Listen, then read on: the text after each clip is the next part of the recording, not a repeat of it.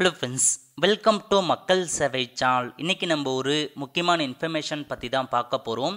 அதாவது railway ticket book பண்ணுவதில் ஒரு சில முக்கிய இன்ஃபர்மேஷன்ஸ் பார்த்தா சோஷியல் மீடியா ஷேர் ஆகிட்டுருக்கு. அது குறித்து ஐஆர்சிடிசி ஒரு முக்கிய அப்டேட் வெளியிட்டிருக்காங்க. இப்போ இதை பற்றின மொத்த இன்ஃபர்மேஷன் தான் இந்த வீடியோ பார்க்க போகிறோம்.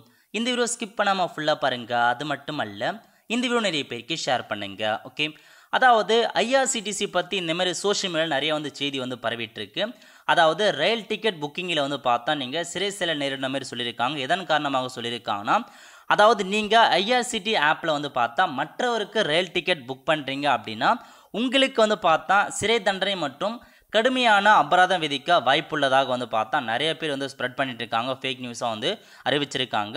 ஸோ பார்த்தா ஐஆர்சிடிஎஸ் பொறுத்திருக்கும் இதில் கொடுத்துருக்காங்க பாருங்கள்.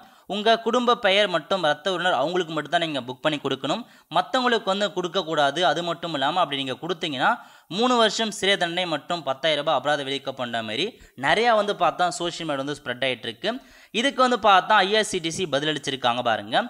அதாவது the news in circulation on social media about restriction of booking of ticket due to the different surname is false and மிஸ்ஸின்னு சொல்லியிருக்காங்க. அந்த செய்தி பார்த்தா முற்றிலும் தவறானது அப்படின்றத தெளிவாக கொடுத்துட்டாங்க. இல்லை அதுக்கான கைட்லைன்ஸ் கொடுத்துருக்காங்க பாருங்க.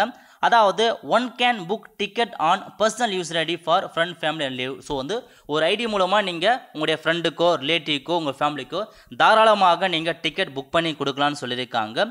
Booking can be done for up to 12 ticket per month. ஒரு ஐஆர்சிடிசி ஐடியில் ஒரு மாதத்துக்கு 12 டிக்கெட் மட்டும்தான் நீங்கள் புக் பண்ணிட்டா மாரி இருக்கும்.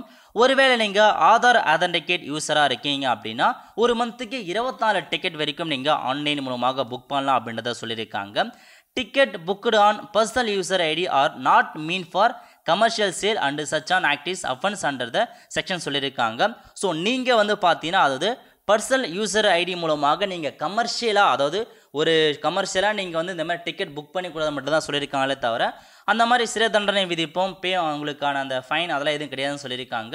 பட் நீங்கள் நார்மலாக பார்த்தா உங்கள் ஓன் யூஸுக்கு பயன்படுத்தலாம். பர்சனல் யூசர் ஐடியை நீங்கள் கமர்ஷியலாக நிறைய பேருக்கு அது ஒரு பிஸ்னஸாகவே நீங்கள் பண்ணக்கூடாதுன்றது தெளிவாக மென்ஷன் பண்ணியிருக்காங்க. ஸோ நார்மலாக நீங்கள் ஐடியை வச்சு உங்கள் ரிலேட்டிவ்க்கோ உங்கள் ஃப்ரெண்ட்ஸுக்கோ நீங்கள் பண்ணிக்குவாங்க, ஒன்றும் பிரச்சனை கிடையாது.